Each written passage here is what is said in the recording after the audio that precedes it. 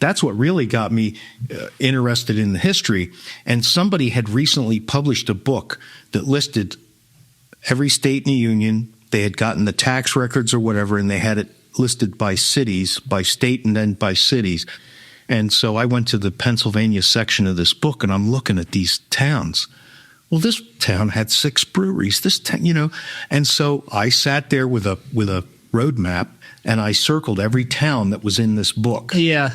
And I said to my friend, well, we should go to every one of these towns and see if there's anything to photograph. Yeah. So that's where the history got started. Got it. Me. Got it. It was to document every standing brewery building in Pennsylvania. Yeah.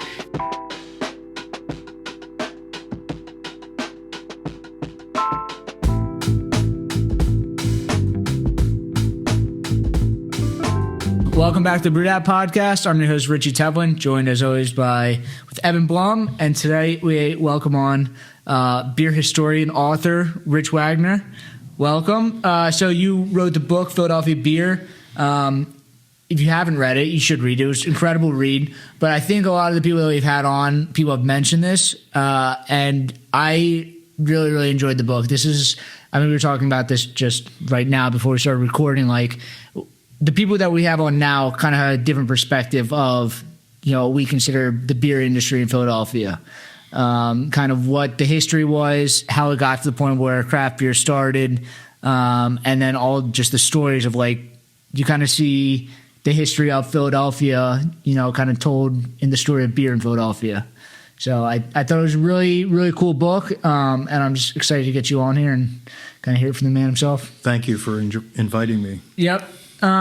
So I guess most people would say, let's start from the beginning. Most people start in 2008, I started working at, Sly Fox or, Iron Hill. But I guess, do you want to start with kind of your story, or do you want to start from the beginning of kind of beer? 1981, I was reading the newspaper and it said, interested in home brewing? Send away for a free copy of Zymergy magazine. So is that actually real? Yeah. Okay, all right.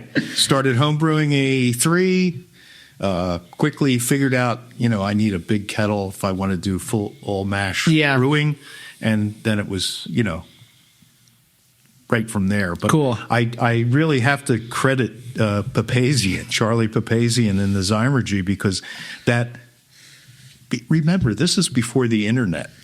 This is like the Paleozoic era, dinosaurs roamed the earth, I've dropped the joke a couple times whenever people bring up homebrewing. I say the joy of homebrewing, and I think it goes right over their head. And I think that book came out after when you started doing it.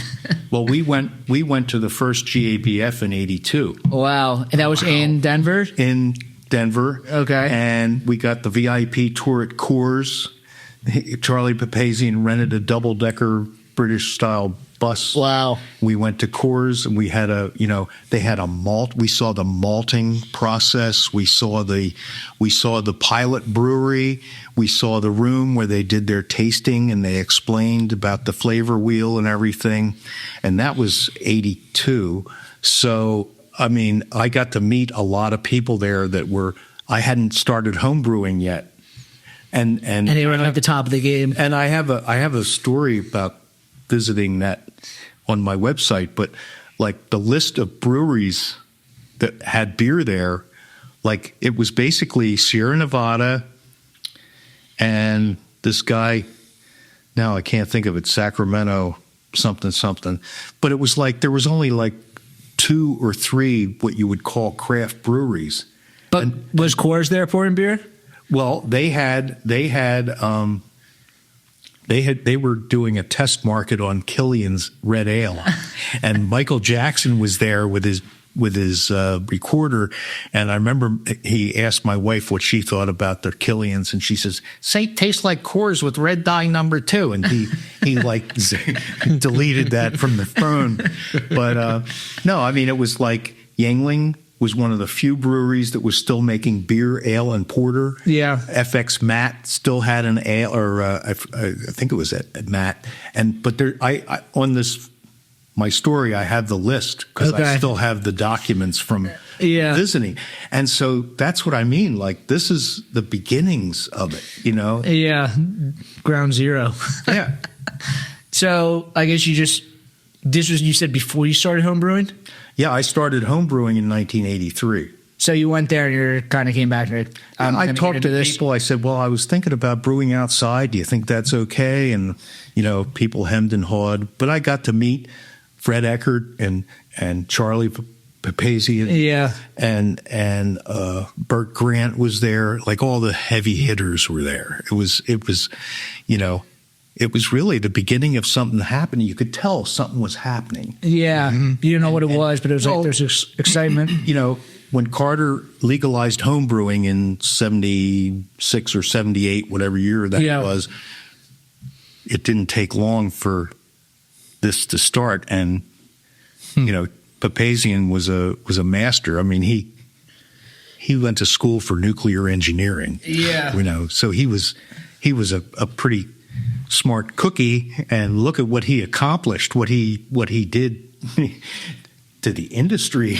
Yeah. I mean, just like, you know, his book is just like, you know, how to build, you know, a mash tun, you know, with PVC pipes and a cooler. And well, okay. Now then there's another guy, Buffalo Bill Owens. Yeah. He had the first brew pub in California. Yeah. And he published a book, How to Build a Microbrewery for $250.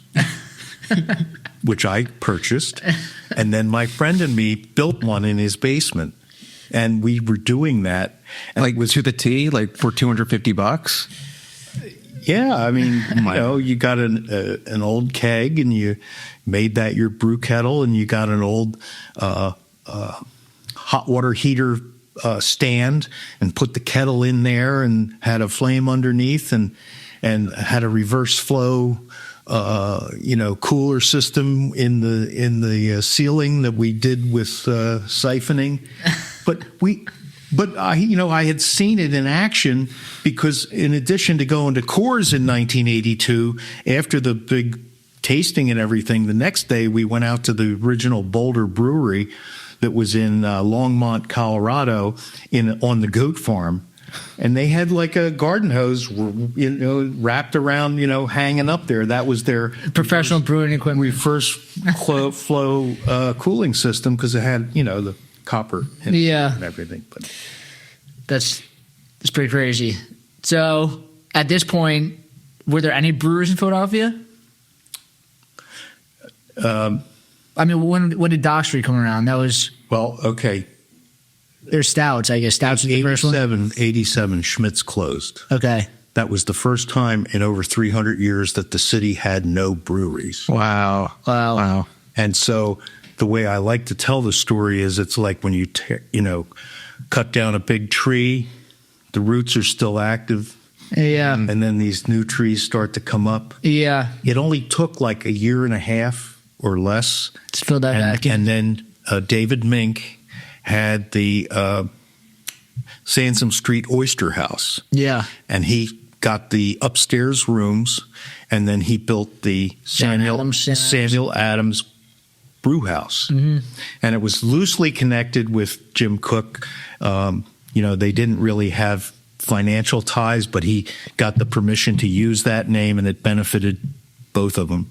And then that was 89. That was November of 89. And then I think it might have been the fall of 91. That's when the first Dock Street opened at 18th and Cherry.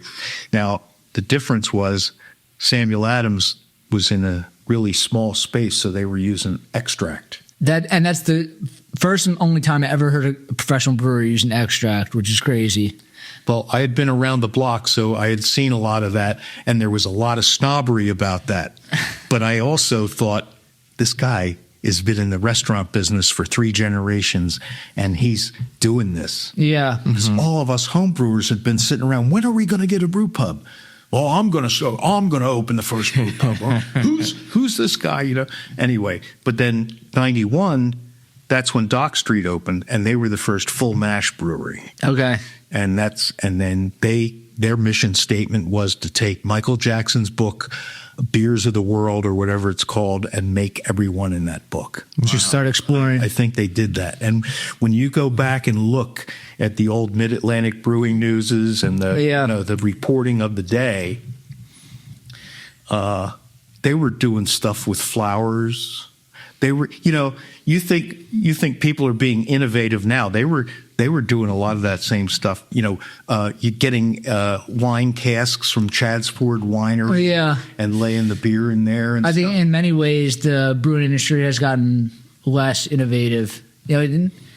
I think that the beers that brewers are putting out have less crazy ingredients now. There's less crazy things kind of happening. Well, I mean, that was Dogfish Head. I mean, really kind of elevated that to, hey, see if you can top this. We're going to get this tree from Brazil and make a tank out of it, and, or whatever they. So it was, I guess, 7 years between you starting your home brew and these first breweries opening up. What was the home brewing scene like then? Was it just you and a couple people? Was there a community of people doing it? Well, for me, the guy, Charlie Brem, had his shop was called U-Brew. Okay. He was a take on U-Haul. Yeah. And it was right across from the Roslyn train station. Okay. So I got to know him, and then through hanging around at his shop, then I got to know other people, and then that's when there was a bunch of those movers and shakers that formed Home Brewers of Philadelphia in the suburbs. And so, and that really, for me, elevated it. In other words, how am I going to do this full mash brewing and talking to people who even though like there were some old timers back then that had been brewing with extract for years. Yeah. There's one guy that Budweiser sold like a brick, like it looked like you'd buy butter in, except it was like a 1 pound package of their yeast. Oh, really? They were selling. They would sell to bagel factories, my God. bagel bakeries, and he would get that. And we were fermenting with that.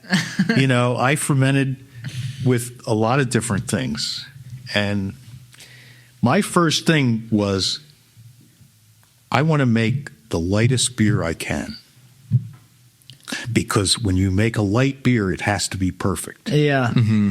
And so that's how I got started. I mean, what styles were you making back then? Were people even making IPAs, or was it just like kind of English style ales? Well, and the big thing was hops. Okay, yeah. And so and of course, along with that, then going to beer distributors, and in Pennsylvania, you had to buy a whole case. Yeah. So you didn't get a chance to, if you wanted to try the Watney's Red Barrel. Yeah, I hope you like it. You had to buy a case, So, but we were doing that, and then Charlie said, "Oh, there's a liquor store over in Jersey and Mount Laurel. We'd go there. You could put together a whole case of 24 different bottles." Mm-hmm. Okay. So, and actually, one of the bottles I bought was from New Albion, which was the very first microbrewery after Anchor. Yeah. But this was a guy that started in a garage, not on a big scale or whatever. And so they had been out of business for 3 years when I bought this bottle. Oh, my God. I still have it in my collection. That's crazy. It's still full. Yeah. But that also, like, I have this interest in history too, so that was like present day history. Yeah, yeah. Practically yesterday. Yeah. So you were homebrewing, but you've now written a book, and you just said you're a historian. Like, what was your career before that, or like what was your kind of day job as you were brewing? Like, well, I started out. I spent 23 years in the classroom. I was a science teacher in high school. Okay. But in 1980, a friend of mine from college, we and our girlfriends hopped into a 1950 Buick, and we traveled around the state of Pennsylvania for our summer vacation. Yeah. And we went to see about 6 different breweries. Out of what, 8? I think there were 9.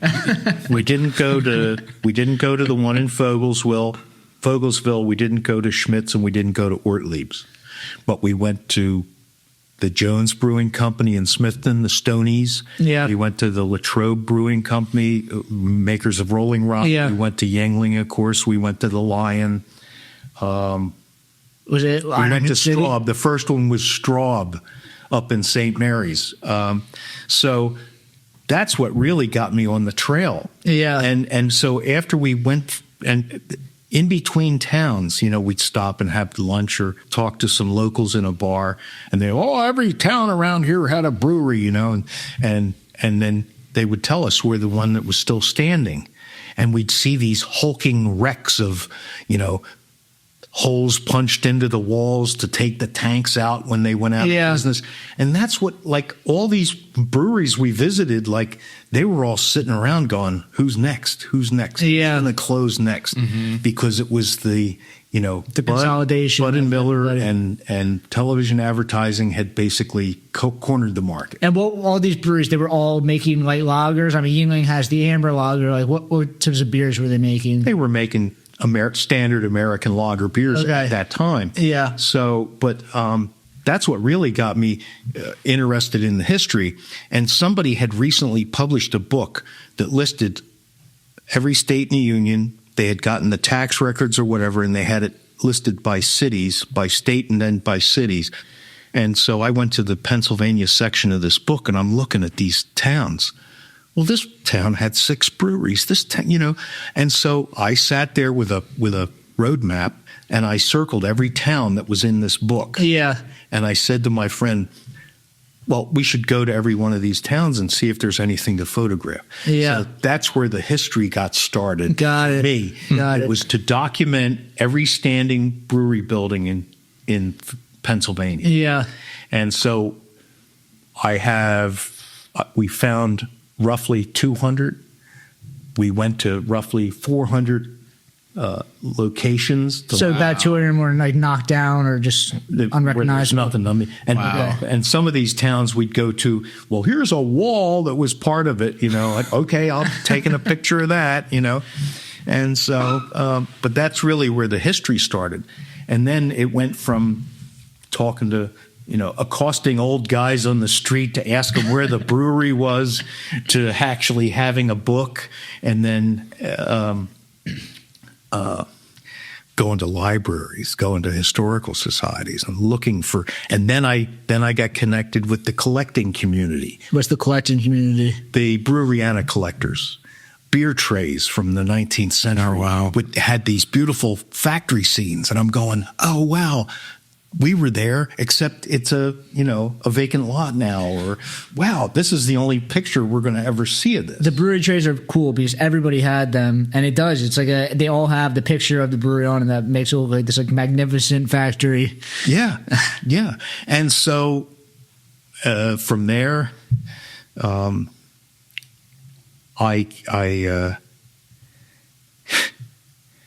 got to know some of these old time brewmasters. Okay. And the one guy was Bill Muller.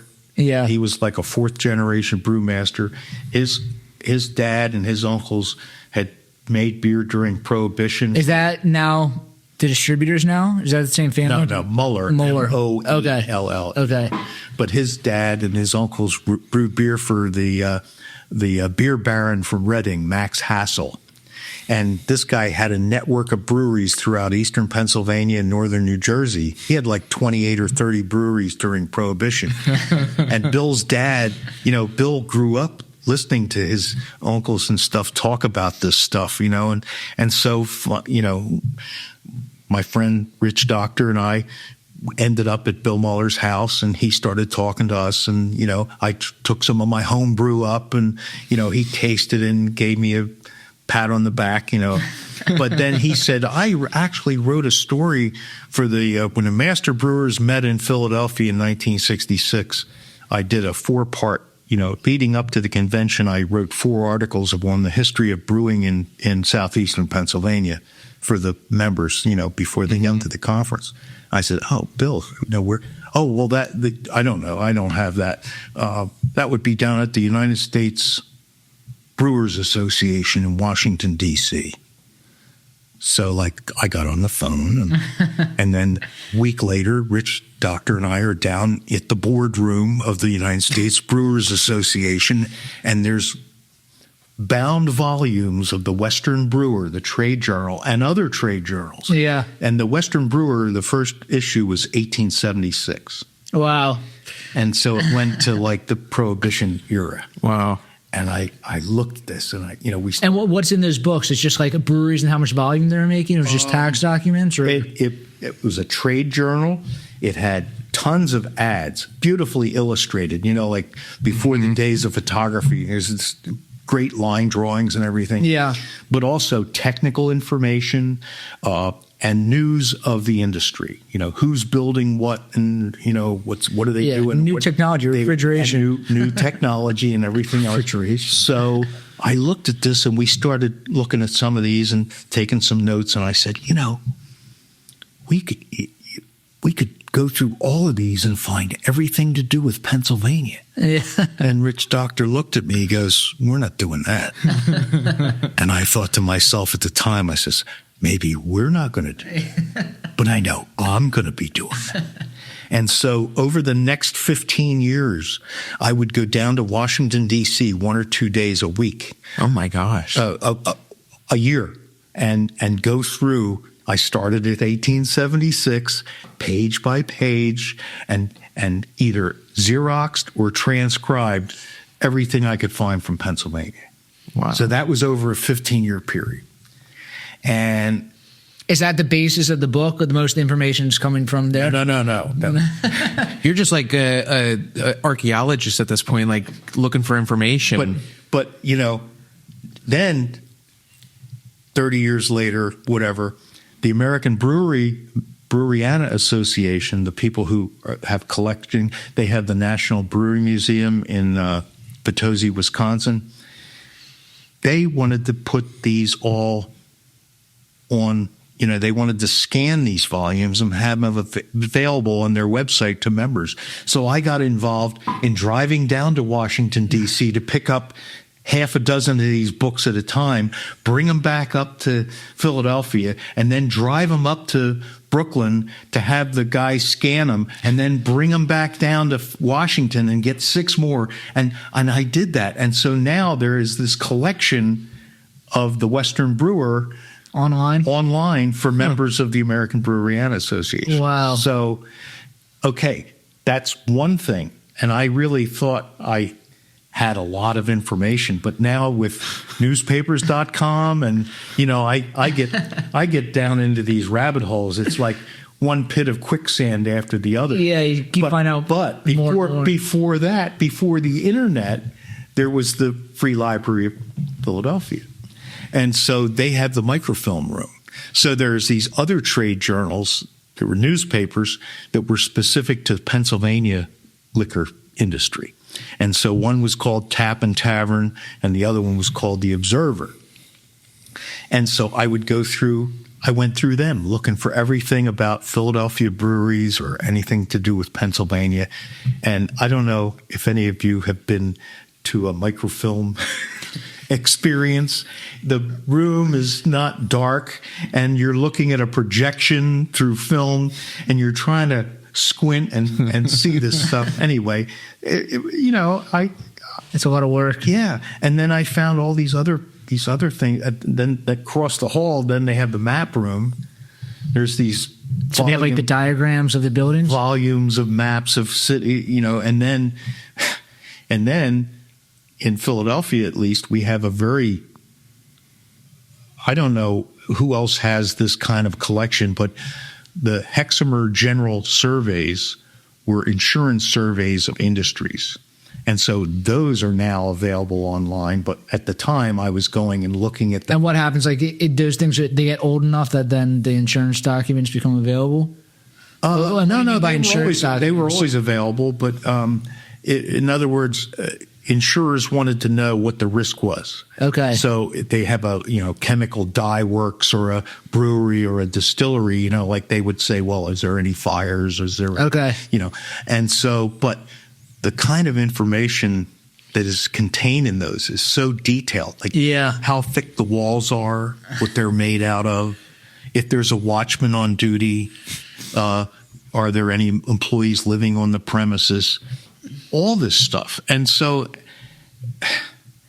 like, again, going there in the 80s, I started doing this pre-internet in the 85, 86. Yeah. They were still using like thermofax type copy paper that was like this chemical thing. I have a stack of maps in my drawer. You can still smell this chemical paper thing. And now they're scanned in color. You can enlarge them, shrink them down, look at them anytime you want at 2 o'clock in the morning. You don't have to wait till the library opens. It's incredible. So that and the library, and then, of course, the Urban Archives. Temple Urban Archives has a folder specific to these. My roommate is getting his PhD at Temple. He's studying like sociology, like human sexuality, but through the lens of breweries and or essentially bar life in Philadelphia from like the sexual revolution on. But he's looking at the map rooms. He's looking at the historical documents here. It's kind of the same story, but not specific to breweries. Could take any path, you know. I'm a seeker. Yes, yes. So then getting to know some of these guys that worked at Schmidt's, they encouraged me to come to Master Brewers meetings. Then I started to hear the technical talks. Really got me, you know, wow. As I was a science teacher, so and science and technology, and sure, this is really perfectly dovetailed, you know, because because I know a little about these various disciplines and everything, but then brewing like touches everything, you know, from microbiology to physics to, you know, everything in between. So you put all that together and then created this? Do you think there's anything you missed, like, at some point? Like, I feel like you hit every just avenue you could to, like, find the information. Well, like I said, I started doing – we had gone around a lot of smaller towns from 1980 to 85. And then after having seen a lot of stuff and done a Pittsburgh – which is another pretty big city. That's when I really got serious about Philadelphia. And Philadelphia is such a big story because it goes back to colonial times and everything. So, yeah, I mean, and so starting in 85, I published that in 2012. So it took me that long to compile stuff. I started writing articles about it. I started doing PowerPoints. I was doing PowerPoints based on my research at Yards and then at Philly Brewing. We would have a Saturday afternoon, you know, I'd have a slideshow. Like the one I'm just writing about is Joe Ortlieb. I did one called Ortlieb's Brewers by Birth. That's 2 blocks from here. And which was an expression, a slogan that they had, and so the whole family came to see my presentation. What did they approve of it? No, I mean, you know, there was even one story in there about this Joe's Uncle Joe, who he's named for. Yeah, he was one of the sons of Trooper that ran the brewery until he was 89 years old, died in 1969. But Uncle Joe, I got a box of family memorabilia after Henry died, and I'm looking through this, and there's a letter. It's written in German, and there's a photograph of Trooper, a portrait of Trooper, and I got this person to translate the letter for me, and it says, this is a portrait of Trooper, it's in a bank in his hometown. And so the kids would come from schools to visit the bank, you know, for a field trip, and they would say, and this is Trooper Ortlieb. He saved his money in our bank and then went to America and became a successful brewer and businessman. And you should, you know, you can do it too. Or whatever, you know. And Joe goes, I never knew that story. and it was in his box of stuff. Yeah. But no one had ever translated it. Wow. So, and then that started off. After that, I got to know Joe. I got to, I took him to Trooper's farmhouse outside of Lansdale. He had never been there, like he was beside himself. So who were the first lager brewers in the country? Was that the Ortlieb Brewery? Well, across the street from the Ortlieb Brewery, there's a Pennsylvania historic marker that I had put up, and it's for John Wagner. Are you related to him? No. Okay. All right. There's a conversation we've had before on the podcast that we don't know. If you look in the phone book, I know they don't have phone books anymore, but there's more Smiths. There's more Wagners than Smiths. Yeah. But anyway, that's a story that's like shrouded in mystery and argumented. There's people in St. Louis that claim that Lemp brewed the first lager beer in America, and I'm going, St. Louis is at the confluence of the Missouri and the Mississippi River. Like Philadelphia is you don't think it happened here first? Right on the thing, and it's been a brewing center since, and one of Ortlieb's ads was, we were brewing beer in Philadelphia when St. Louis was little more than an Indian reservation. So, and to their credit, like for the Indians, that area, that confluence was the equivalent of New York City, the Vatican, and Washington, D.C. It was like the big center of, the First Nation people or whatever. Yeah. But anyway, there was a lot of caves in St. Louis from all the glaciers and stuff, like at Card Caves. So it made sense that could be in St. Louis, that it could be become a lager beer center. But my money is on Philadelphia. I mean, it's way more probable that they would at least stop by here first and try it here. Well, if you were worried about the yeast, you're bringing yeast. Yeah, it's not like they had planes back then. You don't want to have to take the boat up the river after you get here.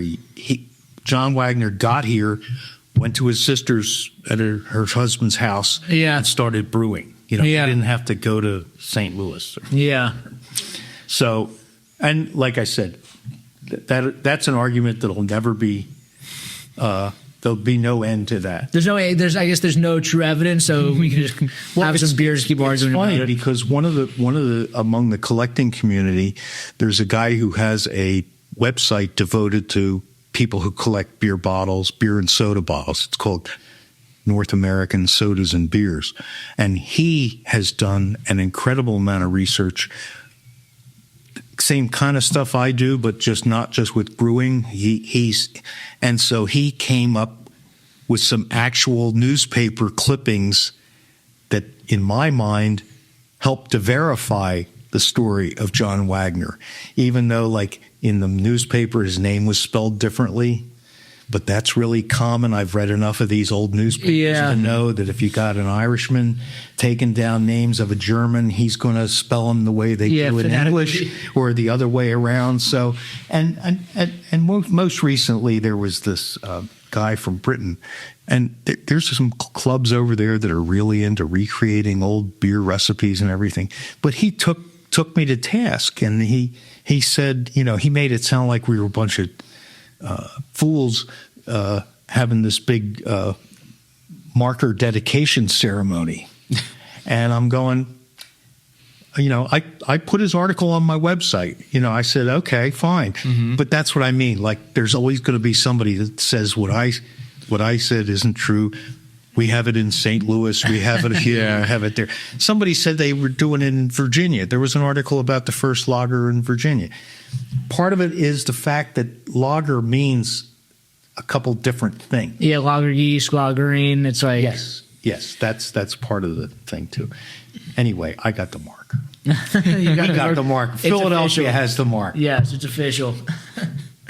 Cool. I mean, so a lot of the stuff that you're, I guess, reading about started in 1800s, late 1800s, but your book starts, in the revolutionary times, even before, we were a country, So So where did you find that information? Well, I mean, when I started home brewing, I started growing hops. And then I found out that Pennsbury Manor, up in Morrisville, and I said, they had an herb garden. And I went there and so they had me set up a trellis and we had some hops growing. And then this guy, Tom Pastorius, he's the great-great-grandson of the original Pastorius that came from Germany and settled Germantown. He's the first German boatload of Germans was invited here by Penn in like 1685. And so Tom Pastorius he's the descendant of that guy. He started the first brew pub in Pennsylvania, in Pittsburgh, in 1989, I believe. What was that called? Do you remember? That was the Allegheny Brewery and Restaurant. Okay. It was in the old Eberhardt and Ober Brewery, which is another aspect which I love, is when you reincarnate a brewery, it becomes a brewery again. Mm-hmm. But anyway, he wanted to call the company Pennsylvania Brewing Company. So it was a loose thing. He donated money so that the Pennsbury Manor Foundation or the people could develop a brewing program. And so I had planted hops in their herb garden, and they said, well, would you like to try to interpret the brewing process? Like way back when? 1989.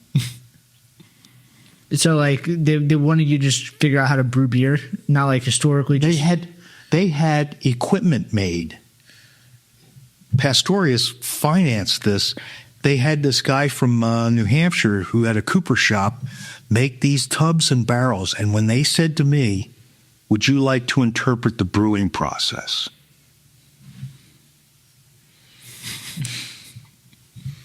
I'm not sure how long a New York minute is, but you get the idea. I don't think I want to do that.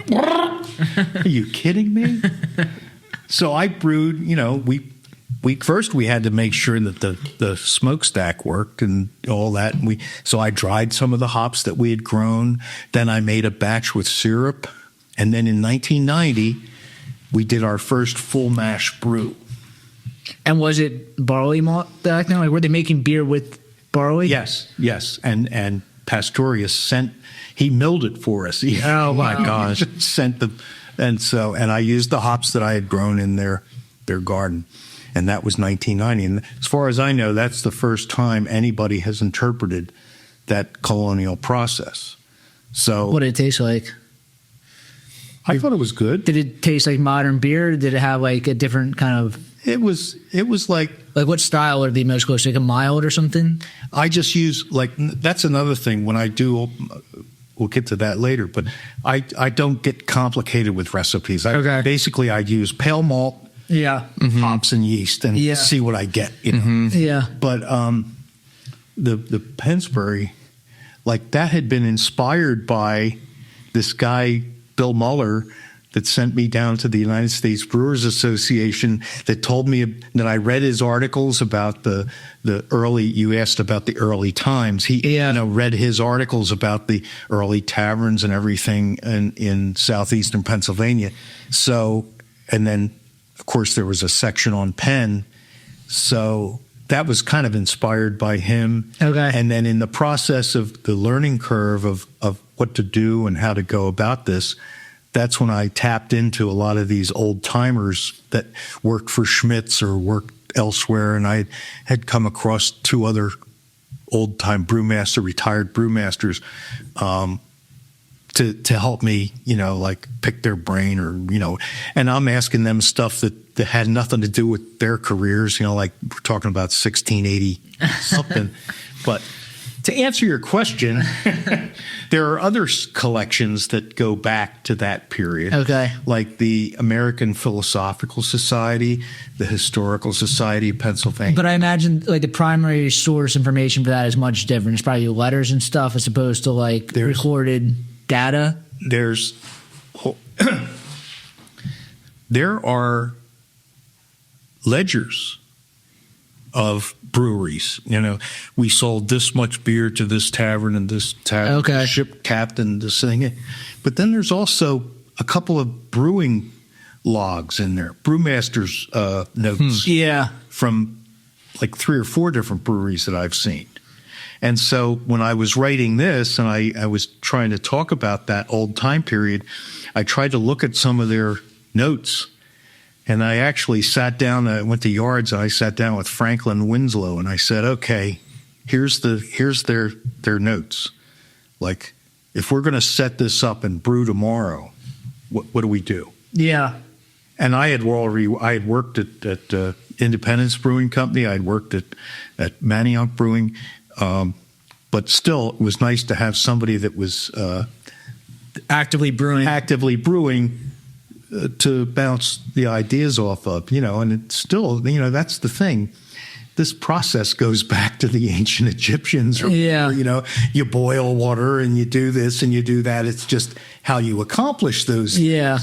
I heard in a previous interview that you did that a lot of these things, it just said add hops. It wasn't like styles of hops or add grain.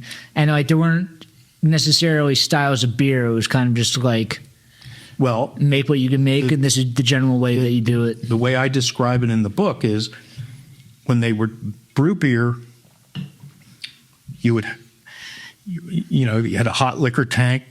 If you were a wealthy person, maybe you had a cold liquor tank to go with it. You had to hand pump things or have horses turning the wheel to make things pump and so forth. You still use hard now. Yeah. You still had to use gravity whenever possible. Yeah. But they would run first runnings in the mash. Yeah. They collect that, and then they have this shallow pan. Yep. The cool shit. Well, they take it from the mash, they boil it. Yeah. After the boil, then it goes to this cool ship. Well, then they get the second runnings. But before they do that, they might add 20% new grain. Yeah. To get what, this enzyme. That's second runnings. So the first runnings are strong beer. The second runnings are Midland beer. So then there's a second cool ship for the second runnings. And then the third runnings, it's treacle. I mean, it's and they might add molasses to it. They might add table beer. Yeah, table beer. And it would be like 2 or 3% of that, And so it was all priced accordingly because it's all based on how drunk you're getting. Well, no, your malt bill, how much it costs to make it. So the first runnings is going to be the 6% beer. The second runnings is the 4%, and the third runnings is the. What were people saying in any of these notes? Like, because cool ships, when I think of them as like sour beers, cool ships. Were these beers kind of sour? Well, there's a difference between how the monks used the cool ship in Belgium, where they're relying on ambient yeast and using a cool ship just to cool down, just to cool the beer down, and then get it into the starting tub and then pitching yeast in there. Okay. So but that was how you cooled it. Yeah. So, and that's another aspect, that they got involved with is seeing these technological advances. Mm-hmm. So the first thing they did when they did the cool ship, first thing they did to speed it up was put a fan in the room.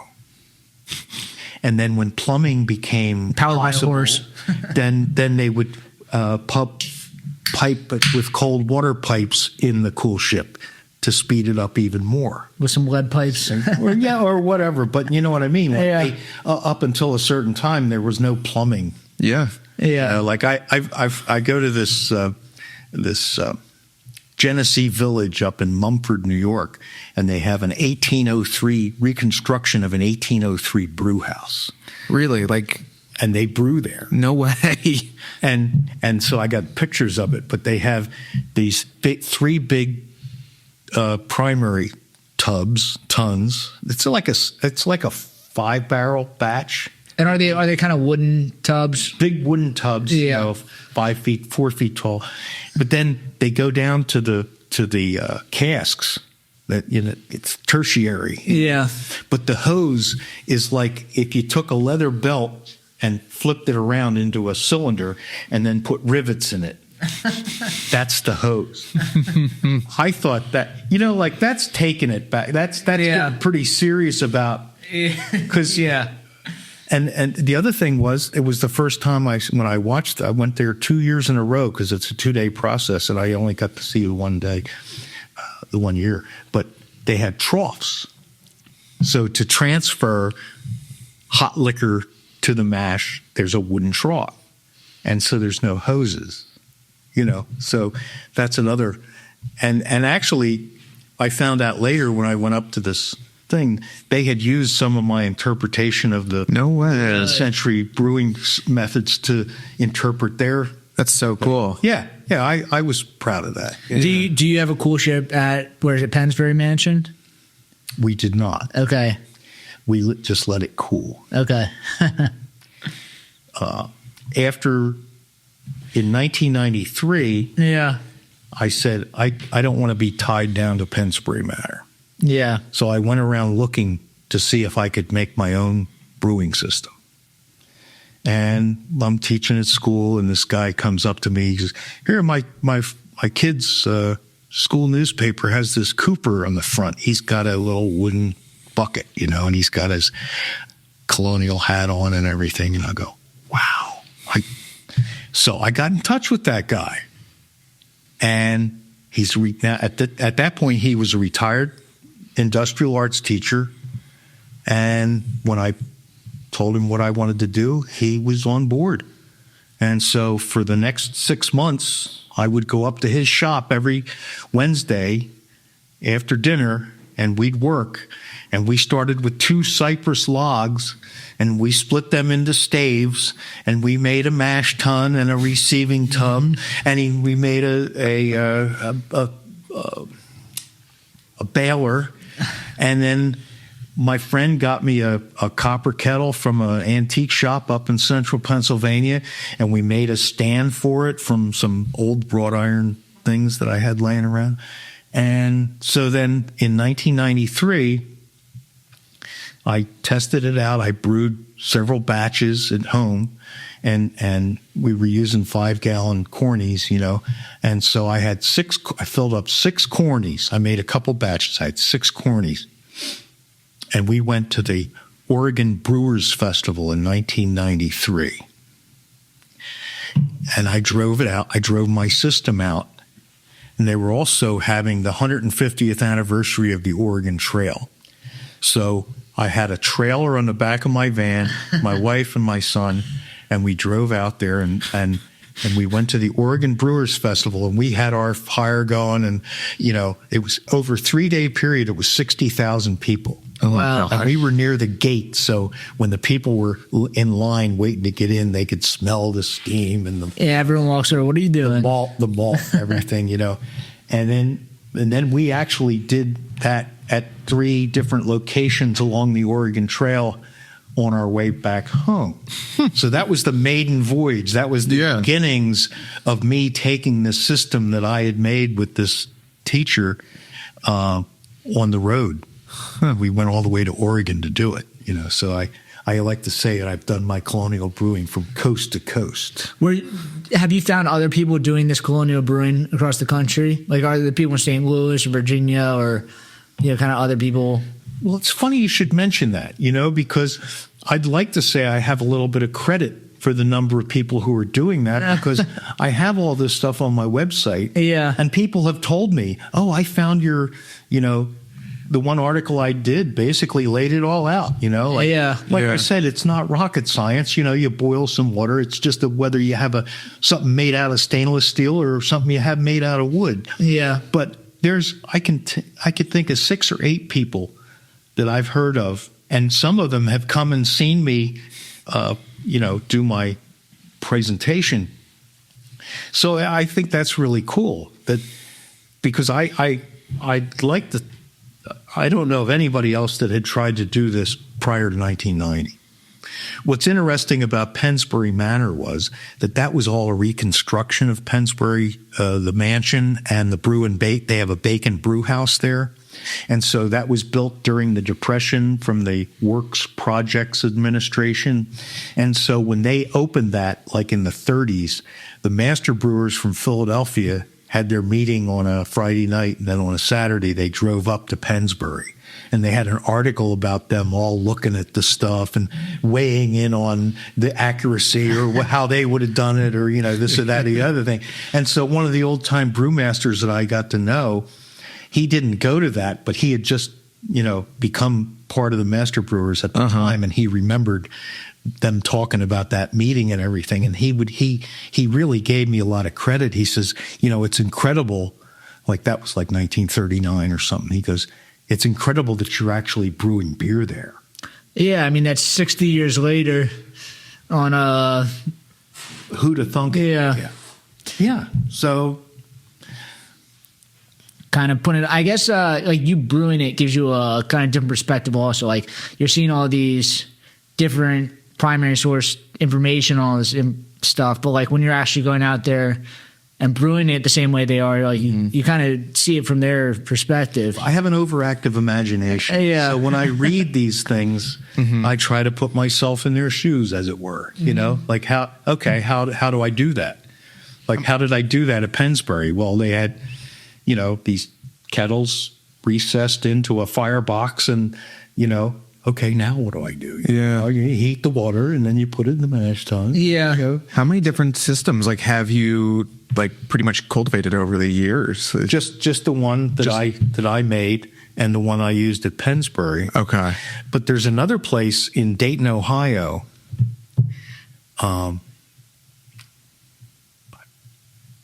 Drawing a blank on the name, but they have a colonial, not a colonial. They have a 1840 version of a brewing system, and they do similar thing where I think they actually have a modern system behind the scenes. Okay. They can go through the process and show people the same thing, but it's all arranged on gravity, you know, and everything. So it's and so there's two. Like I went to the one in Mumford, New York, to see the cool ship, because I heard they had a cool ship. Basically, that's why I went there. The one in Dayton, I just happened to hear about and say, gee, that was my dream at one time, was to have a brew pub that was done all, you know, with gravity, the old way, authentic, you know, with stuff. Have you seen stuff in your studies of, like, you know, starting 1680? I mean, that's 90 years before the country was founded. You know, it's like, what were the kind of beer styles? Was it only English style ales? I mean, I can't even think, like, what are German ales like? I mean, were there Belgian ales? Like, well, what were the styles of beer back then that people were brewing? Well, or were they even styles, or was it just like beer? As I said, you know, and again, like any question in history, is like, well, what year, what place, and what circumstance. Yeah. So when I go back to reading the Pennsylvania Gazette from the 1700s, say before the Revolutionary War, all I'm seeing is strong, middle, and small beer. Okay. And I might see some things about pale ale. But besides that, there's like no distinction as far as style, or Right. Were a lot of them using things like pine and, you know, spruce, or were they using other things besides hops regularly, or were they using molasses in beer? You have to remember, Philadelphia was the largest English-speaking city outside of London. Okay.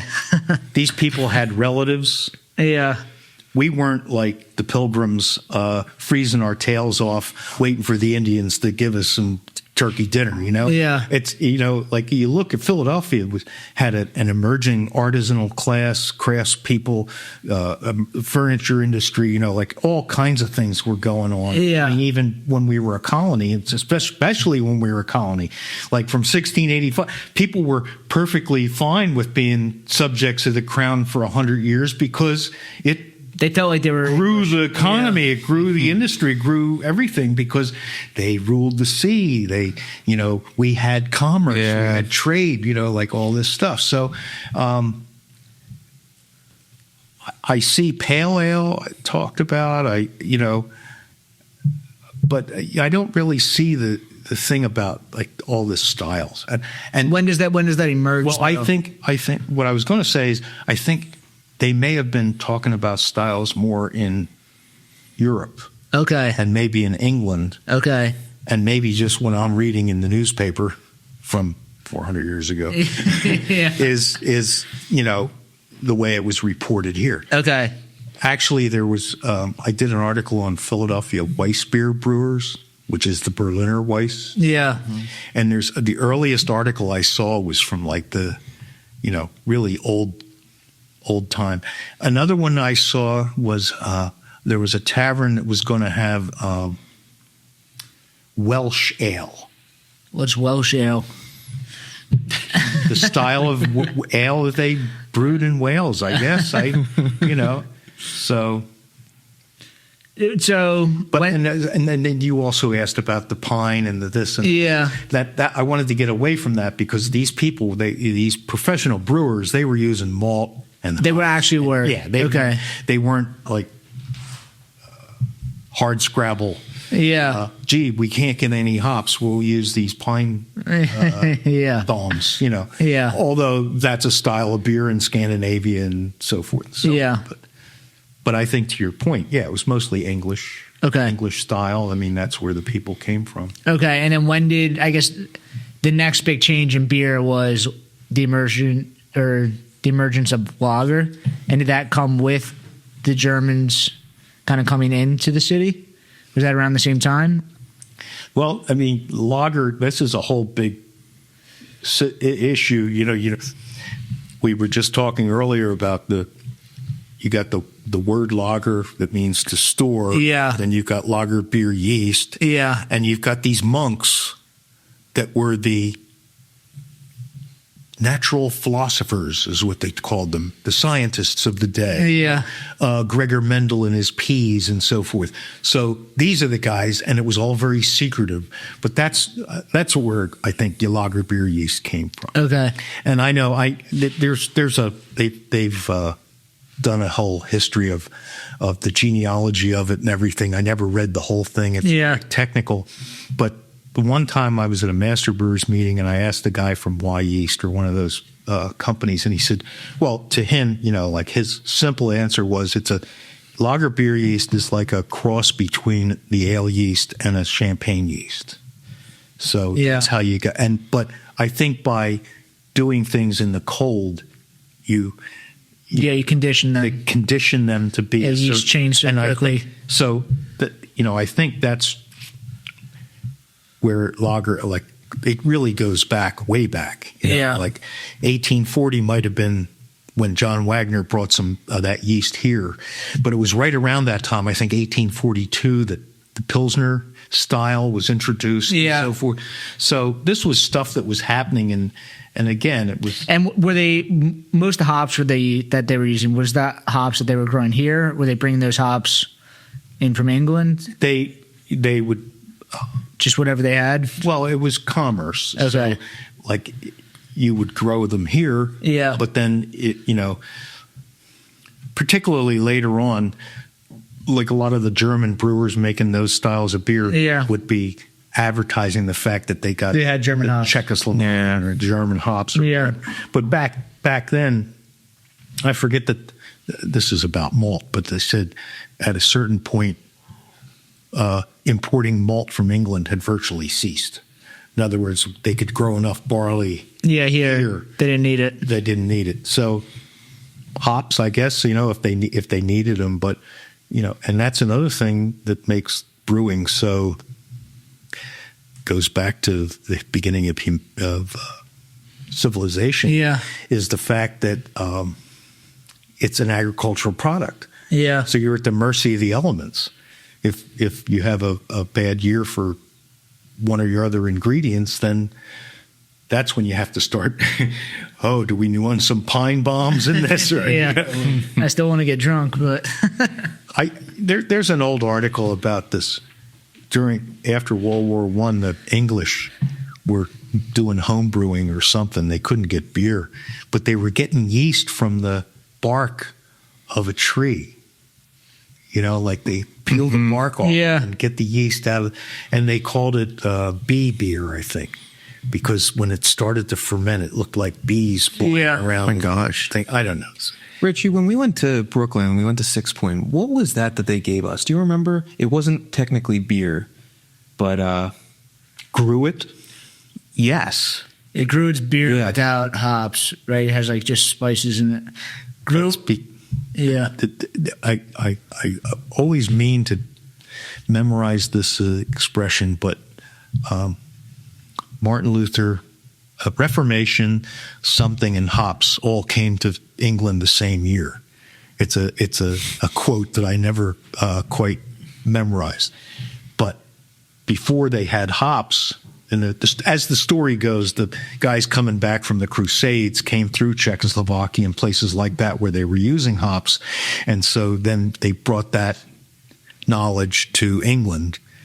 And England being an island nation and kind of like, well, we know how to do things. They don't know anything over there on the mainland, whatever. It took a while, but and plus I think the church had a thing where, Those different blends that they were selling. They were selling the spices that you could use in making beer, and so it was all codified or something. So, but anyway, that's the Gruit was what they called their beer before they started adding hops. wild.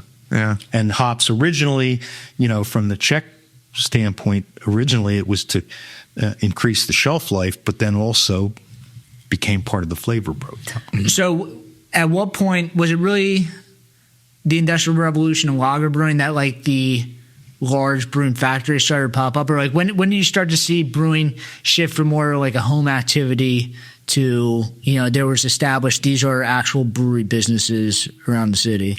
Well, you have to go back to England for that. Okay. That's when the alewife. Okay, That's when it was just part of the domestic thing. Yeah. And then when I don't know exactly at what point, but at some point, you needed capital, you needed a big building, and you started to do it on a larger scale. And so, when I look at, I have a timeline that I have a lot of different things in for this early period, but I'll see how many breweries there were in London. Yeah. When there was a dozen in Philadelphia, but it did take off, and that was part of this industrial revolution. So you saw it happen in London first? And in England and Europe, where you had this long-standing tradition of brewing and so forth. And with the technological advances, and I think mostly a lot had to do with the steam power. Okay. But in Philadelphia, yes, there were housewives that were brewing beer, but by the time things were happening here, it was pretty much there was an industrial version of that. Yeah. By the time 1685 or whatever here. Okay. And I guess when that all started to happen, the main brewing areas were, I guess, around here and around Germantown. Were there concentrations of breweries, or they were all spread out? And every neighborhood had their own. Well, if you go back, Dock Creek. Where's that? Dock Street. Okay, was that a creek? Dock before? Street. Yeah. Yeah. Well, it was a creek, Okay. And so where the mouth of that creek was the Blue Anchor Tavern. Okay. And when Penn came to lay out the city, that's where he disembarked from the Welcome and went and had a pint of ale at the Blue Anchor Tavern. But within 10 years, there were a half a dozen breweries along Dock Creek. And so the city really developed from the river to about 3rd Street. Okay. That was the city. And it was, from Vine to South and from the river to 3rd. That's crazy. It's so small. Well, where Independence Hall was that 6th Street? Yeah. 5th or 6th? And where City Hall is today, there were wolves baying. That was the woods. Yeah. So, Yeah. No.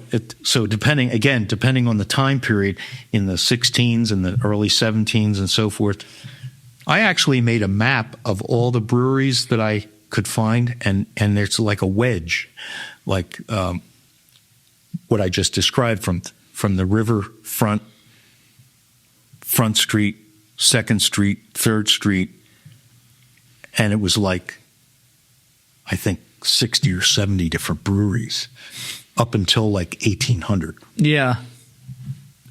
And these would have been like the little brew pub, the little small, 7-barrel system or whatever. The first one, William Frampton on Dock Street, he was the first brewer in Philadelphia, 1683, I think. He had a 15-barrel kettle. That's larger than most of the breweries here in the city right now. I think this 715, whatever, is a long-standing thing. Yeah. It goes way back into time. It just was the natural sizing, I guess. Yeah. That's funny. Like, things don't ever change. It's crazy to just see the cycle of how many breweries there were to how many then there weren't. And then just now again to see that. Okay. And in Philadelphia, you asked earlier about the rise of the lager and industrial and so forth. Say the centennial celebration was in 1876. Two things were very significant for the brewing industry. One was that was the same year that Louis Pasteur had identified yeast as what it was. Up until that time, they had argued about whether it was animal, mineral, or vegetable. As it turned out, fungus is sort of animal and vegetable. It doesn't have any chlorophyll and blah, blah, blah, blah, blah.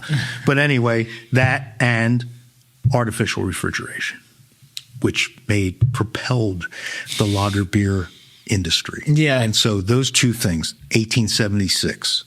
So from then on, like by 1890, let's say, 1888, there were just shy of 100 breweries in Philadelphia. And then they started to go smaller and smaller and smaller. The number goes down because of the large Consolidation. Well, not consolidation so much as that there was so much more profitability with larger economic things. size, yeah. Yeah. And so a lot of things went along with that, like transportation, engineering, being able to make buildings, like having different kind of structural, the Phoenix column. I mean, the 3-tier system didn't exist back then. Like the breweries were the ones transporting the beer. I mean, were they the ones owning the bars as well? There was a lot of that. That was a carryover from the tied houses in England. Yeah. It wasn't, I don't think it was quite as I mean, in England, that's all they had. It was like, there was 3 different, I guess, bar owners. There's just the breweries, but when Prohibition came, Bergner and Engel was the biggest brewery in the city. I think they had like $300,000 worth of bar properties. Okay. So whatever $300,000 is in 1920 money, Yeah. it's probably $1 million, Yeah. a couple $1 million today. They probably had 30 or 40 little houses, pipe houses. And so what you would do is that they were basically if you were the tavern owner, you paid an extra $5 for their keg of beer, and then that's how they were paying the mortgage for you. So you were indebted to them. Got it. And a lot of times that precluded you from selling other brands. But again, I don't think it was as tightly controlled or set up quite the same way it was in England. In England, yeah. Okay. But that was, and then they passed laws to try to eliminate that, but a lot of things were grandfathered in. Yeah. So, but it was like having these outlets. It was like today's tap rooms. Yeah. Except they would have a dozen of them. Yeah. Two. Yeah. That's funny. It's like things are, coming back. You always talk about the cycle. Yeah. Like in craft beer, it's just like we're reinventing like craft beer is hospitality, but like, that's what it was 150 years ago. 1920 to 1933 was Prohibition. It took this long to undo what they tried to undo, or tried to tie up, and in other words, the governor of Pennsylvania was a dry, and so when after Prohibition he said, we want to make it as difficult as possible to obtain alcohol in this Keystone State. Yeah, fuck that guy. Well, that's what I mean. Like, look at what's happened. Like when Dock Street opened in 1989, yeah, the tavern owners were concerned about brew pubs because I spent $500,000 for this license, and it's based on population. That's why it's worth so much. It was like a cat medallion. Just getting out of that right now. But they would say, what if this guy Dock Street, what if he brews a batch of beer and then sells Budweiser, and all he had to do was pay $50 for a manufacturing license. So the tavern owners, when they passed the brew pub law, they said you can only sell what you brew on premise, and that was what they gave the tavern owners to make it different than the tavern. So somebody would go to the Dock Street. They had come out with a contract beer, bottled beer, brewed up at FX Matt for 5 years before they built their own place. And so people said, give me a bottle of Dock Street. Well, we can't sell that here. That was funny. That is so backwards. And then Jeffrey Ware, and that's Tom Pastorius and others. David Mink was the guy with the Sam Adams.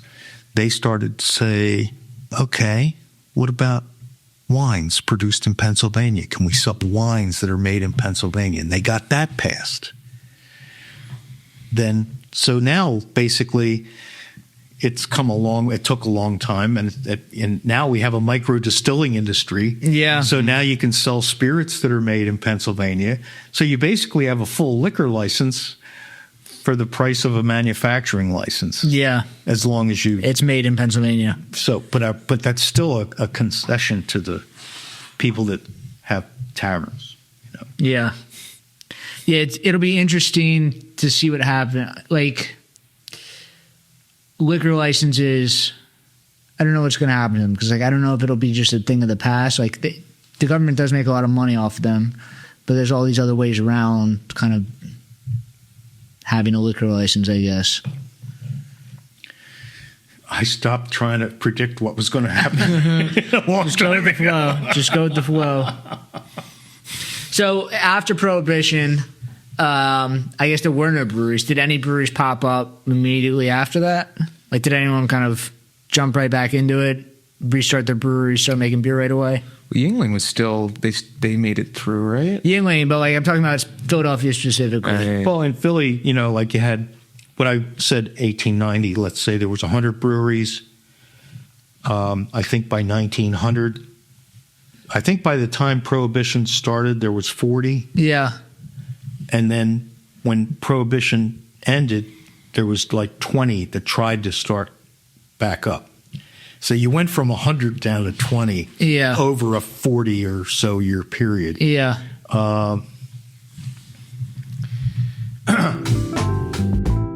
This episode of the Brewdat podcast is brought to you by Zilka & Co., your trusted regional brewing supply partner. Family owned for over 100 years of business, Zilka delivers world-class products at competitive prices with flat $5 delivery fee. No pallet or liftgate charges, thanks to their own fleet of regularly maintained trucks.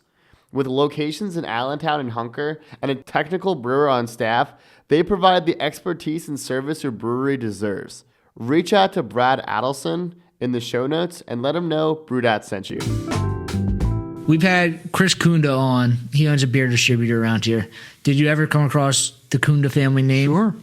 Sure. They're like, 105, 106 years old at this point. One of the other kind of trade journals that I looked at was the Adam Scheit Brewery in Norristown. They had a newsletter, house organ. Yeah. And they featured the Kundas, like Kunda's probably his grandfather. Yeah. At this point. Yeah. I know one of the sons was involved in politics and stuff in King of Prussia, but I think Walt was the guy. I forget if he's the guy that was a pilot in World War II or something. But they had one of these human interest stories about the Kunda family. Yeah. Yeah. And they were big movers and shakers for shite, Okay. So Shite was the big, brewery? Norristown. In Norristown? Right. Which was plant number 2 for Schmitz. Oh, they had multiple breweries. I didn't know that. Schmitz bought the Shite Brewery in 1952 or 3. Okay. 3. And then they bought a brewery in Cleveland. So when you'd look at a label from Schmitz, it said Philadelphia, Norristown, and Cleveland. They had 3 plants. Wow. They were poised. They were in the top. How close were they? Like, how much beer were they making? They were in the top 12. Wow. In the country. I had no idea. They were making, in their peak year, they were probably 3.5 million barrels. Wow. So they were like probably size like Ballantine, something like that, in New York. Well, at that point, when Billy was, 3.5 million is larger than I think Yuengling is right now, or about the same size. I think Yuengling's 2. Yeah. Well, at one point, Billy Flaumer, who owned Schmitz, he wanted to buy the Fogelsville plant because that was roughly the same size as Schmitz. They could produce 3 million barrels, but they had built it in 1973, so it was complete modern. Yeah. But at that time, courts said, that was a conflict of free trade or something, it was a monopoly. You're reducing competition, and so he lost that case. But then there was reports that he was going to buy Pabst, and Pabst had like 5 plants, or I don't even know how many plants they had. They were like one of the biggest breweries in the country. And then when that fell through, he goes, "Is Budweiser for sale?" So, and to think that Budweiser now is owned by a Brazilian finance company that's run out of Belgium or something. And they told Schmidt that he couldn't buy the plants in Pennsylvania because of monopoly. I just mean, like, if you'd have talked to these brewer guys like 30 years ago, if you would have suggested that anybody in the Bush family would sell their brewery, not much less to a foreign investor. Yeah. Oh my gosh. Your mind. Yeah. Yeah. But look at, now we got Coors. They were like the Colorado version of the Yuengling family, family owned. They were vertically integrated. They made their own cans. They made, and then they sell out to a South African Miller Coors Molson. Mm-hmm. And Molson, they even go back further than Yuengling. They have the oldest brewery in North America, not in America. But those 3 now, they're in a South African holding company. Wow. So that's what I mean. It's like a violent fermentation, and that's predicting what's going to happen. Anything to do with the brewing industry is a fool's errand. Yeah. It's just crazy. Like, you look back from your perspective, looking backwards in history, it's like looking at all these interesting things, but then you can't take that to look into the future because, like, you don't know what's going to happen. I think the biggest thing is the climate. Okay. Agricultural product. Yeah. And that. Like, that's, to me, when in the book that they said, well, what's in for the future? Well, okay. When I wrote that book in 2000, when it came out in 2012, Iron Hill had just opened in Chestnut Hill. Okay. Yeah. Oh, I'm going to predict the future. That's crazy. I couldn't have dreamed of this. We thought it was all over, like we had our bubble with, a couple of breweries that tried to start up and didn't. Then Yards makes it through, and then like that's all there is. And then somebody started, we're going to do farmhouse brewing, and then that fell out, and then we're going, well, is that all there is? And here I worked at Manayunk for 3 years. He had the longest running brew pub in the city. They just closed, from flooding and everything. But that started in '90, around the same time. I think a year after Yards. Wow. So that was like the, I don't know about now, but that was the longest running brew pub in the city. I mean, it probably still is. I mean, there's probably, because no one else, it probably took like 5-10 years for anyone else to get started. Right. That's pretty crazy. So at some point, not at some point, but like craft beer started here. Like, have you looked any into craft beer? Like, craft beer is kind of just there's so much information that you're more focused on, like, what happened. I spent some time going through all of the Mid-Atlantic brewing news. At the time, there was something called Ale Street News. There was another one that was connected with MA Mid-Atlantic that was something down there in Maryland. But anyway, I went through all those magazines and I created a timeline and I chronicled the craft brewing industry in Philadelphia from 1985 to 2005. Okay. So I have everything that was written and in the newspaper is on I have a 200-page document. That's a pretty good timeline, because that's like craft beer does not exist up until the point where craft beer, it's different than it was in 2005, but craft beer is fully established at that point. So that's kind of like the growth to then not stabilization, because that probably happened like 2012, 2013, but it's like that's getting to the point where it's like it's a real thing. The thing is, like what I was saying earlier, like there's 3 or 4 generations of brewers now in the craft brewing industry. And, when Schmidt's closed, we were thinking, that's it. Yeah, it's done. It was a good run. I went to the first craft brewer conference in Portland in 1986. Wow. Went to after the sessions and everything, we went to a bar and they had like 20 taps on the bar and they were all made in Portland. And I'm going, I'm never going to see that in Philadelphia.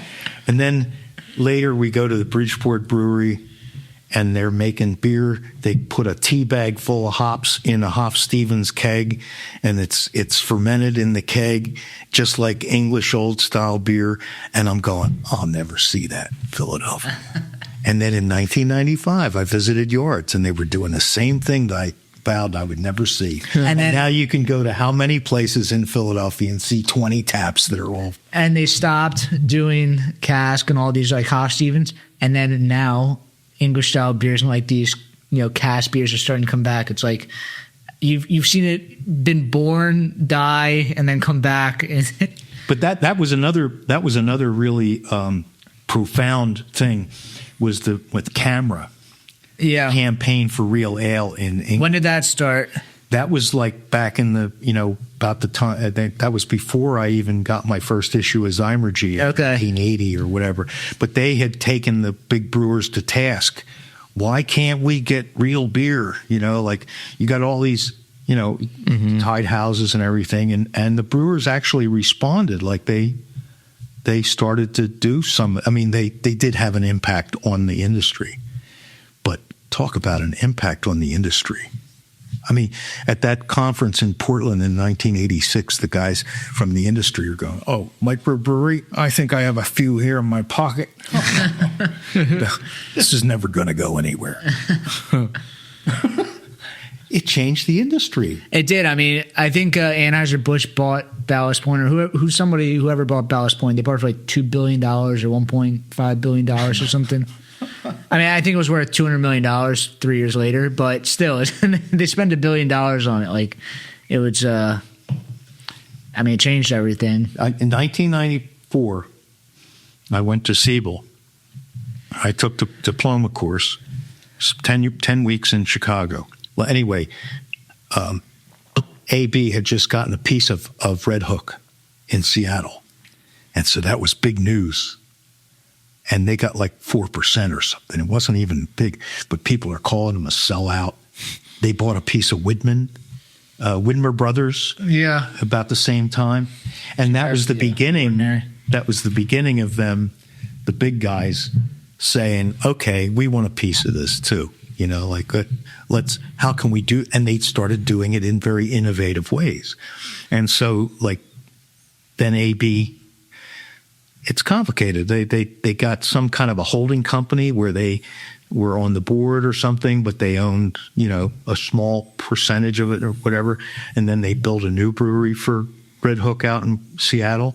And then more recently, like, within the last 10 years, I went to visit the Red Hook Brewery in Portsmouth, New Hampshire, and it's the same thing where they have a piece of it, but they're doing it. They figured out way, like, it's not just like the old days when, you know, Heilemann was buying up all these breweries or brands or whatever, and then it became something, their brand or whatever. This is like, it's in many ways, it's win-win because AB has the biggest distribution, most successful distribution system, and so that's what attracted Red Hook and Widmer Brothers to do that in the first place. Yeah. And that's been 30 years ago, 40 years ago. So it's just been very interesting to see all the variations on the theme, you know. Yeah, everyone's reinventing the wheel, putting their own spin on it. Nothing new under the sun, but yeah, there is some stuff that's new. There is. I think, like you're saying, like the micro distilling, that has changed. And now, like, there's stateside has now like the RTDs with Surfside that is like blowing up the industry.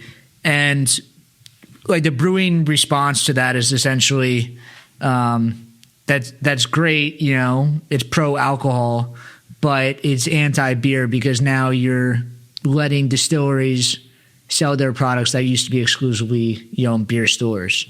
So the response to that is like, give us some distilling rights then, you know? So there's this bill, the Schmidt bill, which is like allows breweries to distill on the same property, which I think it would totally fuck over distillers because breweries have been leading the industry for so long. They have all the equipment that can handle that. I mean, they would make the distilling industry much better, I think, because they have the equipment to handle the large-scale distilling. Well, it's funny that you're mentioning this because when you go back to the 16s and the 17s, Yeah. most breweries had a distillery. Yeah, and I guess maybe when you think those laws changed after Prohibition, maybe they were like they took that as the opportunity, like, all right, let's just do what we were trying to fix before, but this is I think it had weaned, you know, it had gone out of favor, or it had, you know, they stopped doing that like very early on. But the fact was, you could take when beer went bad, went sour, you could distill it, and then it could be used for something else. Yeah, I mean, you go to a distillery and you're like, this is how you brew your beer? Like, this isn't sanitary. This is like the worst beer brewing system ever. But they make like world-class liquor out of it somehow. Oh, okay. They have like open top breweries that are like, they don't even like clean their stuff because there's like, yeah, we'll just distill it and like just goes away. Like, I think if you took the care that it took to like make beer and then you did that with distilling, I think right up to you think the brewers could teach the distillers? I think they could. And I know I'm saying that from a brewer's perspective, but I think they could, you know, clean up if they were allowed to distill. And they're also used to distributing larger volumes, and you know they do temperature control stuff. Like, I think that they have a lot more control over things than distilleries do.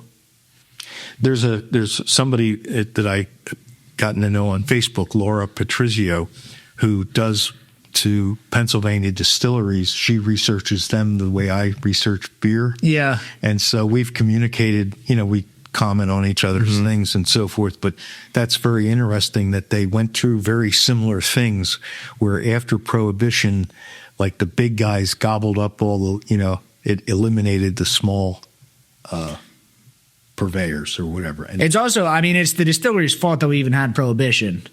It's like alcohol wasn't really a problem until they made alcohol 40% instead of 5%, and then people got addicted to alcohol because it became like essentially a hard drug version of alcohol. It's like like the push. I mean, it was a problem. People were drinking too much, but they were drinking too much because, I mean, liquor was a new thing. It's weird to think about that. Like, liquor didn't exist before, like, the 1800s. Or, I mean, like, it maybe a little bit, but, like, distilling technology is about as new as lager technology. And, you know, all that stuff happened, and then people just kind of, like, I guess didn't know how to handle it. And then we got to a point where, like, we actually had to make all the alcohol illegal. So I blame them, but We'll have someone come on and dispute you at some point. I'm sure it will. But I mean, there was big issues. I mean, even in England, they were drinking gin, and they had gin houses where, you know, you paid how much you got drunk was either you got drunk or you got dead drunk. And that's what they called it. And it was just like, you know, how drunk were you getting was how much you paid. Like going to the opium den. Yes, exactly. Yeah. Well, it's you know, the distilling is a whole different ball of wax, and I Have you ever done any of that? never tried. I met in my colonial brewing. I have come across two women who both had stills, and they're demonstrating this like the same way I do colonial brewing, and they just have a tabletop still. It's not like they're in the backwoods of Kentucky with you know, truck radiators to cool the wort down or anything. You know, they have a tabletop. But the one woman, Mary Webster, explained to me that like midwives and so forth were herbalists. They knew all about the how to make tinctures, and so that's what alcohol did, was a solvent, and so they could make. They took the alcohol and then pulled all these flavors out. Well, they could make medicines basically, and also the fact that most farms had stills on them because it was something you could do. Like making it cider was easier than making beer. Making wine is easier than making beer. I mean, the yeast is on the skin of the fruit, you know. Yeah, That's itself. And you don't have to convert the malt sugar into simple sugar. It's already simple it's already sugar there. So, but the thing that they would do, they would take the apple cider and then distill that to make brandy. So that was the hard cider. So that was really popular in colonial times. Because they so many apples. You know, the whole thing about Johnny Appleseed, I think he was planting all those apple trees to make brandy. Didn't have anything to do with an apple a day keeps the doctor away, you know. Hey, you just forget to go to the doctor. That's funny. So, I guess you said this book came out when, in 2012? Yes. When it came out, I mean, what was it like? I mean, what was, I guess, writing a book like? I mean, you were doing all this research, I guess, even before you decided you were going to write a book, and then you just had to, I guess, concentrate all that, you know, information into this book. Like, how did, like, organizing it and writing it, like, determining, like, kind of the layout was going to go? And what year did you also know, too? Like, okay, now you had an idea, but, like, when you're like, I'm going to start writing it now. Well, I mean, like, I started out giving tours of old breweries. So we did one in Philadelphia in 1987. Ironically, like the same month that Schmidt's closed. And so it was pretty short tour. It was locked. Yeah, we were hoping we could have gotten a tour, but, you know, they were all closed and everything.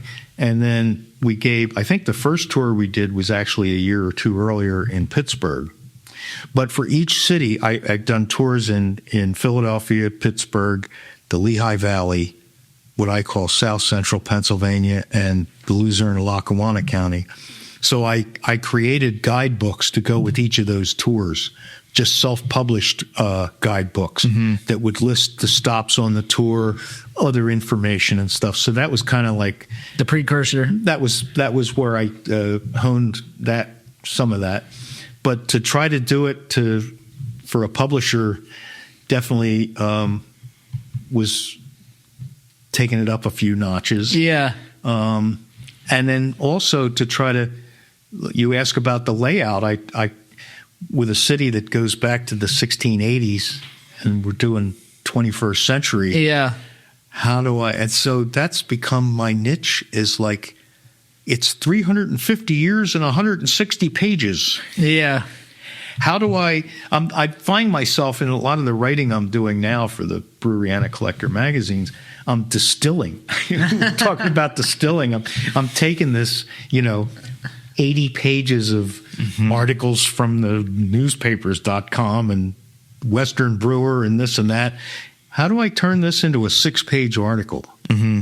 And that's where I'm at, it seems. Yeah. And so it's boiling it down. But anyway, to get to the book, start with the beginning, and then I did it by neighborhoods. Okay. And then I did it by after Prohibition, and then I did it craft. Okay. And that's how I figured out the layout. And that makes it made a lot of sense. I was reading it, so like that gave me a good overview. It wasn't like I was just like confused and having to go back. Like I understood kind of where your thought process was at to the whole thing.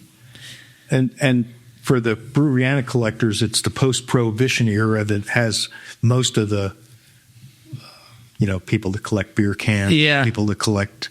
I mean, there's a lot of stuff from the 1800s and early 1900s, the beautiful lithographs and everything. But like people, you ask, it's getting harder to find, but most people in Philadelphia knew about the Gretz Brewery, and they knew about the Esslinger Brewery, and they'd heard of the Ortlieb Brewery, and they knew Schmidt's. But it's getting further and further away from that time. So people don't even know.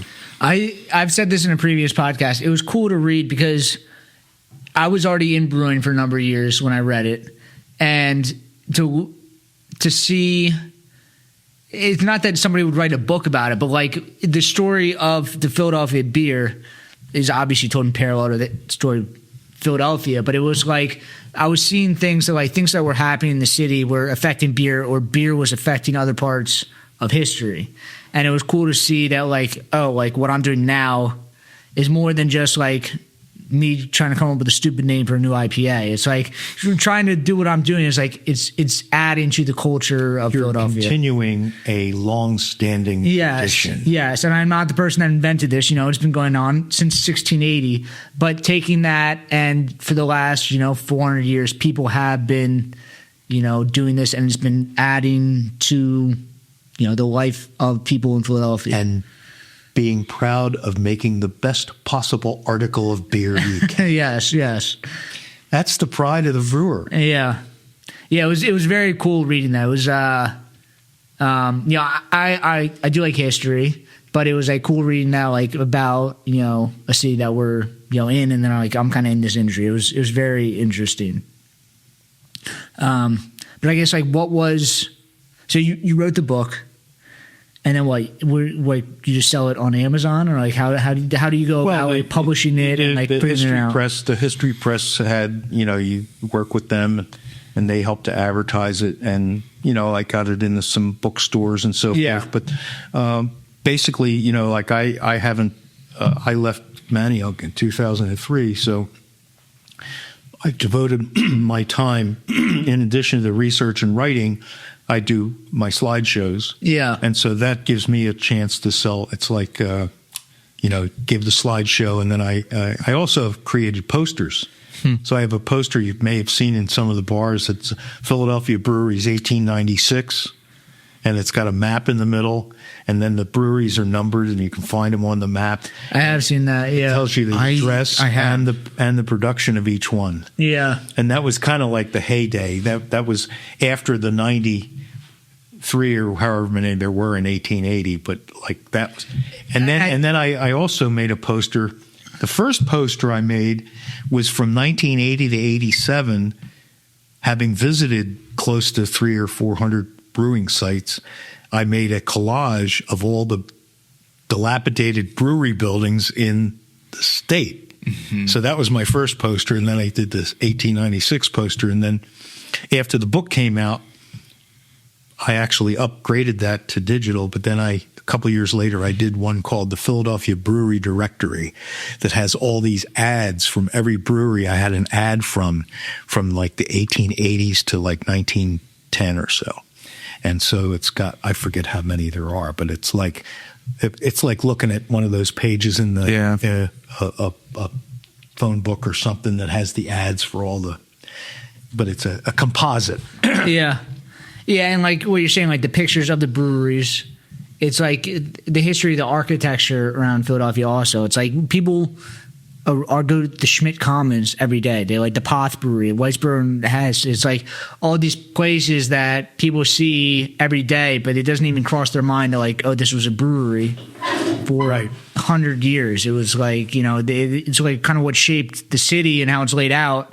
And you know, it's just become commonplace. Like that's just the name of these things. They don't realize that it's like there's like Orleans. Like they just think that that's the bar with a big O in front of it. You know, it's like that the people living in Northern Liberties don't realize the history. We have some of the best brewery preservations in the city. The Bergdahl Brewery condominiums at 29th and Parish is just phenomenal.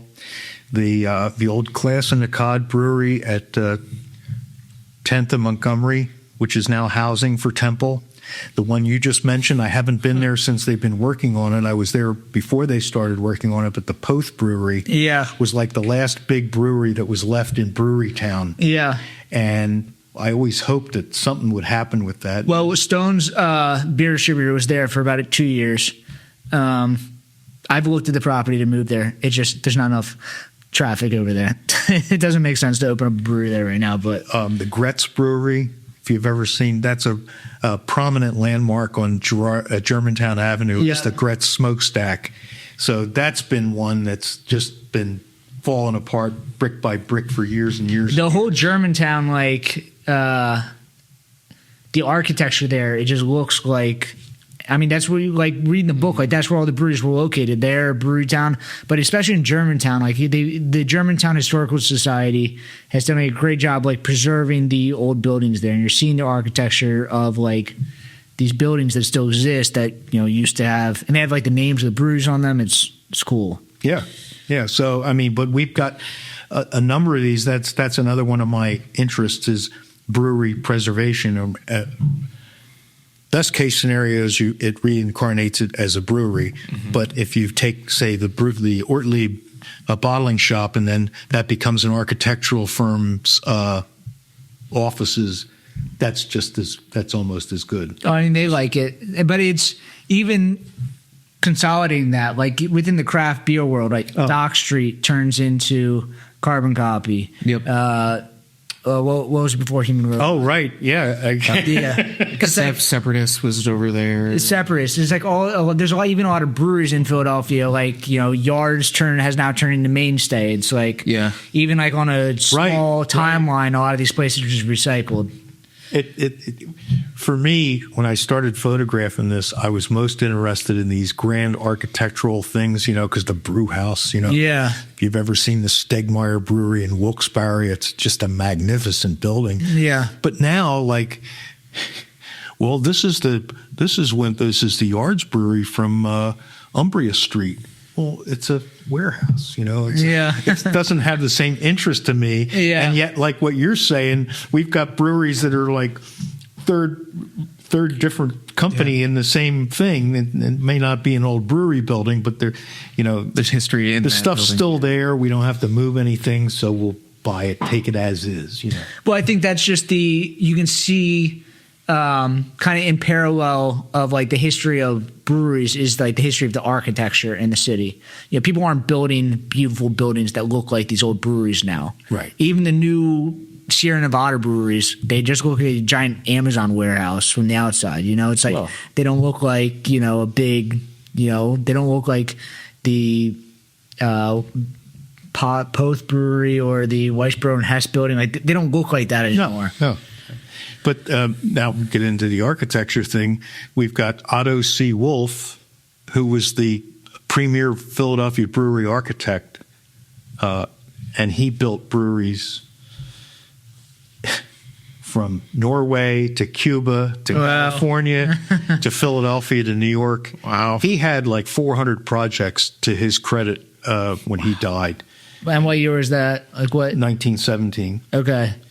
So, and what's Did interesting, planes exist back then? Like, how was he going? Like, he was traveling by boat to like all around the world. I don't know how he did it. Like, word of mouth. I think you need this guy. But the first lager beer brewery in America, Yeah. according to the lithograph, was the Angle and Wolf Brewery at Fountain Green in Fairmount Park. And so it was Angle and Wolf. Well, Charles Wolfe was Otto C. Wolfe's father. And Otto C. Wolfe was responsible for building these massive modern things, big refrigerated spaces. Yeah. And the Angle and Wolf Brewery had 50,000 cubic feet of caves dug into the side of the Schuylkill banks of the Schuylkill River. There was 5 different cells. Their cells about 20 by 40 feet. They had 5 of them in a series. And when I read a story about Otto C. Wolfe and how many of his buildings are still standing, but I just imagined him as a youth going down to see his dad's brewery and walking into these caves, dug man-made spaces to refrigerate. Mm-hmm. And then he's in the first class of mechanical engineering at Penn, graduates in 1876, goes to work for his uncle in Chicago, who has a license to build these patented refrigerating machines, and really learns He takes like the inspiration that what he saw, and like, you know, his journey wasn't to brew the beer, but it was to build these crazy breweries. He was on the board of Bergner and Engel. He was he designed the Weldon Thomas Brewery in South Philly and was on the board of that. He was on the board of the Brewers Bank on Ridge Avenue. He was all over the map. Oh, he was president of the Philadelphia Yeast Manufacturing Company. So we've got so many heavy hitters, if you will. Yeah. Like the guy from Schmidt's, Edward Schmidt. He was president of the United States Brewers Association. Wow. And Otto C. Wolfe was the treasurer, one of the other officers. We were forced to be reckoned with, definitely. And we were talking briefly before, like now Schmidt has become Von C. Or like that has been nice to see. Yeah. Because it's the one brewery, the last brewery that was still in the city, but that I got to know a little bit behind the scenes about, and then to see the same thing. You're talking to people that are working there, and people that are working there, and bridging the gap to now what is and they're very proud of that heritage and stuff, and so plus it's Norristown, which is where they had the Scheidt Brewery. Oh, I didn't even put this together. Not even that far removed. Yeah, which is cool. That is very funny. Wow. So where do you think beer is headed next? That's in my head. I'm like, I needed to ask that question. Where is it headed? Yeah, like you've seen so much. I was watching one of your podcasts. Yeah, and I think it was Ruby Rubenstein. Yeah, who says, "I just want to make some classic beer styles." Mm-hmm. Yeah, mm-hmm. I think. Personally, look, I've had enough with we made beer out of rabbit hair and we made beer, whatever the heck else they're making. That's all well and good and it's fun. And God bless Sam Clagione. Yeah. He's famous for saying that the Reinheitsgebot did more to stifle creativity in the brewing industry than any other law. But there was a guy that wanted to start one that said, I want to make some classic beer styles. Let's see if we can do it to dial it in and do it the way it's been done. I don't know. Who would have thought the malternatives when they came around, like making Kool-Aid and moonshine or whatever. Yeah. Like that was the Fogelsville Guinness, whatever the holding company for them, they were making that Smirnoff stuff. Really? Oh, That really Didn't realize the same for company. years, yeah. But that you never know what's around the next bend. Yeah. You know? But classic beer styles have stayed through that. All these trends come and go, but the one consistent thing is that classic beer styles will always kind of be the base of it. And I asked somebody, I said, like, how come, it just didn't work like 30 years ago? And he goes, you didn't have the educated public. Mm-hmm. You mentioned Tom Peters from Monks. Yeah. He used to invite the beer writers, and I used to write for some of the magazines. So I would be there, and I'd sit there and thinking to myself, here we are at a table with 6 people that write about Philadelphia beer. Yeah. And when I went to Portland in 1986, Fred Eckert and Michael Jackson were probably the only 2 beer writers in the world. Yeah. Yeah. And now we got 6 sitting at the same table that are all writing just about Philadelphia. And it was it. You, Joe Sixpack, Lou Bryson. And all that. But, the fact that everybody got on board with it and it got excited about it, wants to learn about it, like that created a whole ecosystem of its own. Yeah. So that's part of it is people. So, but who knows what the next. But I think stuff like this book is why people love craft beer, because like you're saying, there's the education of it, and part of beer is the culture of it. They want to feel connected to, like, maybe subconsciously, like they're not their ancestors, but it's like they feel like it's like it is a part of who they are as a person, and getting people. A lot of people are not willing to drive down to Washington, D.C. to look at the primary source information, but they don't have to because you put it all in this like very easy to digest book. Well, people. I know the guy that made this beer. Yeah. I know him. He talked to me. Like if you're drinking one of these, it's coming out of some factory somewhere 1,000 miles away, but that's a real aspect that used to be, like guys are getting fistfights in Brewery Town about who had the better brewmaster, Barner Engel or Post or Barnholt and Schaefer, Yeah. Which that's one of the reasons I really like Yuengling, but like it's still like truly a family run company. It's very cool that they're thriving. I'm happy to see that they survived the beer wars. Yeah. And then they have become such a player. I mean they're nationwide. I mean, in 1976 they were having trouble making their payroll. Yeah. And look at them now. Brewery in Tampa, 2 breweries in Pottsville. Yeah, they have one in Texas now, right? Are they open? I didn't hear that. Maybe I just made that up. They're even. No, I think you're right. Actually, I think you're right. They're even. Last I was reading, they were going into negotiations to have this Miller Coors Molson produce their beer for them to expand their markets. Really? Wow. So that's another thing. Taking over Wawa and like taking over the world. Go Philly. You never know what's going to happen. Yeah. Never say never. That's part of it. Yeah.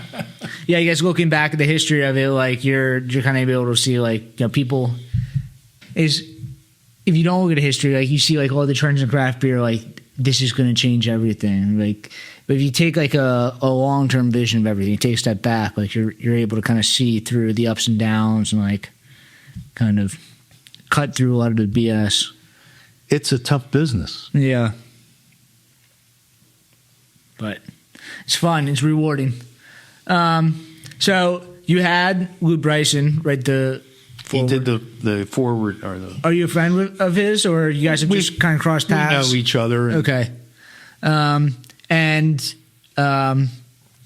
I guess this book is mostly sold just in stores online. I have it on my website. But, Okay. I think it's on. I bought it at Philadelphia Brewing, actually. Oh, really? Yeah, Oh, that's cool.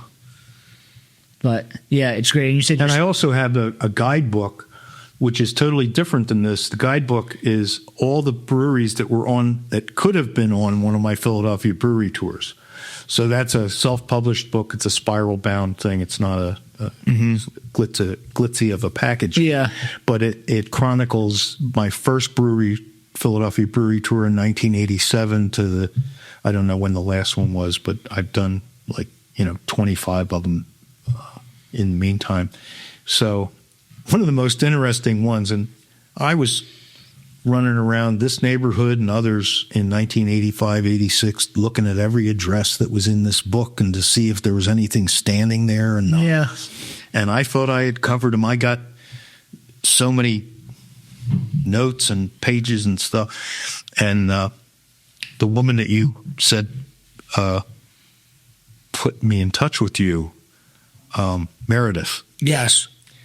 She did a lager beer walk and got me involved with that. But it started at this Weiss Beer Brewery in Philadelphia, and it was one that isn't in my guidebook. No way. It's one I didn't know was still standing, and now it's an event center.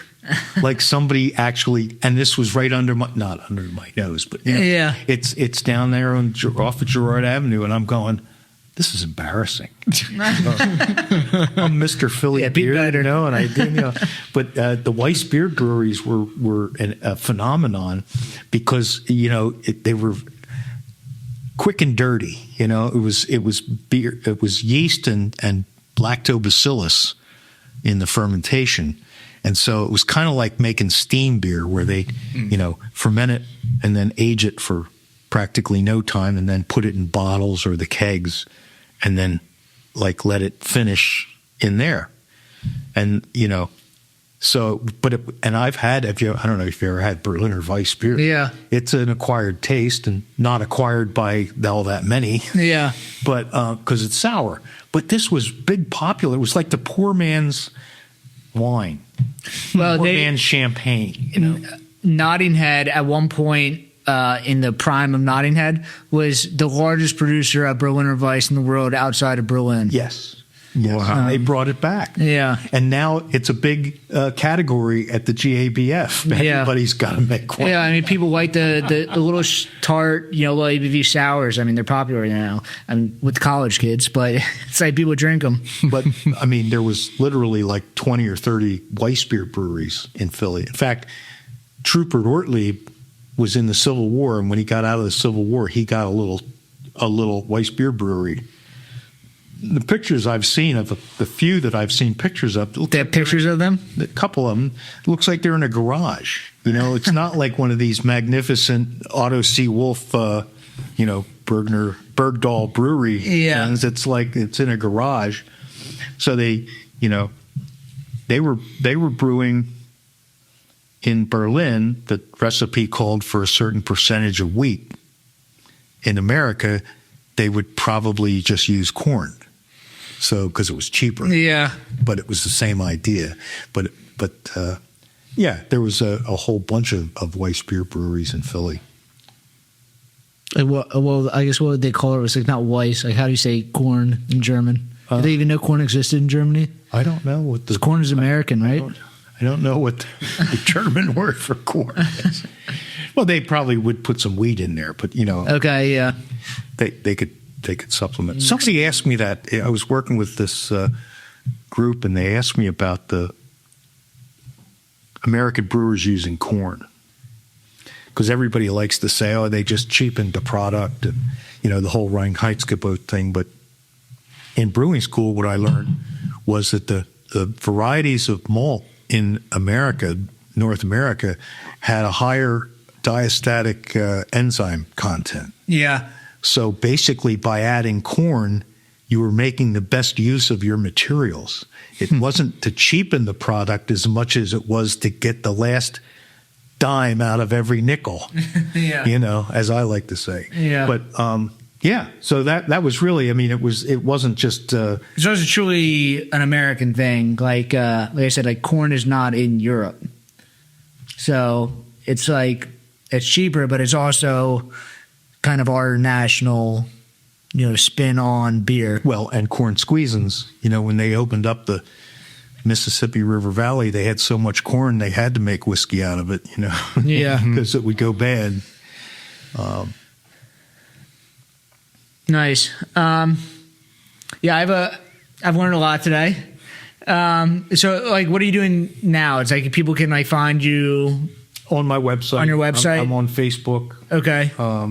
And on your website, what, you have articles on there that you post about like different things that you're all the finding? articles I've written are in the archives link on my website. Cool. You still writing and like researching all the time? Well, I'm the people I was just talking about were the people in Bethlehem at the National Museum of Industrial History in the old Bethlehem steel plant, and they're going to do an exhibit. They want to do an exhibit about the Centennial Exhibition and beer. And so I've been working with them on that, and they had just taken a tour of Yuengling, and so they asked me that question about the corn, and they said, "Well, that's interesting because nobody could answer that question over Yuengling." So I took that as a pat on the back. Yeah. So we can find and what's your website? PABreweryhistorians.tripod.com. Okay. It's a free tripod website. Okay. I've had it for years and years. But yeah, and you can find me. You can email me if you have questions or, you know.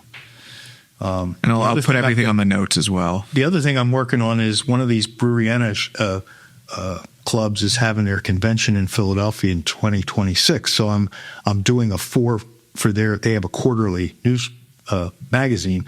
I'm doing 4 different stories on Philadelphia. Wait for the CBC next year? For the National Association of Brewery Advertising. Is that during CBC or is that at another time? No, it's in the summertime. Okay. Oh, that's interesting. But yeah, so I'm It's going on 2026. I'm working on the second one right now. I read the first one. It was about the early Philly. Second one's about the early lager. Then I'm going to do one on things that are there and things that aren't there anymore. And I don't know what I'll do for the fourth one. But I'm going back to this, talking to this brewmaster, Bill Muller, telling me he did a 4-part thing leading up to a convention. And I felt like, Now's your turn. I took the baton. Yeah. Running with it, you know. Took the beer bottle. Cool. Well, thank you for coming on. Ever since I read the book, I wanted to meet you. So having the podcast is a good excuse to meet you guys. I always like getting this feedback too, because you throw it out there, and unless somebody says, hey, people are reading it. Like I bring up the book sometimes on the podcast, and especially the brewers, they really get a kick out of it because, like I said, it's like. I think they see themselves in the history of it, and they kind of see like, oh wow, this is beyond just like me involved in this craft beer scene. This is large. It does. It gives you a little depth. Yeah, and it's beyond just beer. It's culture. So I think people really exactly. I'm doing it now. Yeah. Taking the baton and whatever. I think people like that. But thank you again for coming on. Thank you. And you can find us at Brewdat, at the Brewdat Podcast. Subscribe on YouTube, and we'll see you guys in 2 weeks. Yeah, real quick. I also just want to shout out here, everybody, like, comment, and engage so we can continue to get like amazing guests such as Rich, such as Tom Peters from Monks. Like, just keep hitting up us on social media and push that out because we're only going to get better from here, and it's pretty crazy. So also thanks to everybody right now. It's been kind of a wild ride, right? It's fun. Keep it going. Yeah. Heck yeah. Cool. Thank you.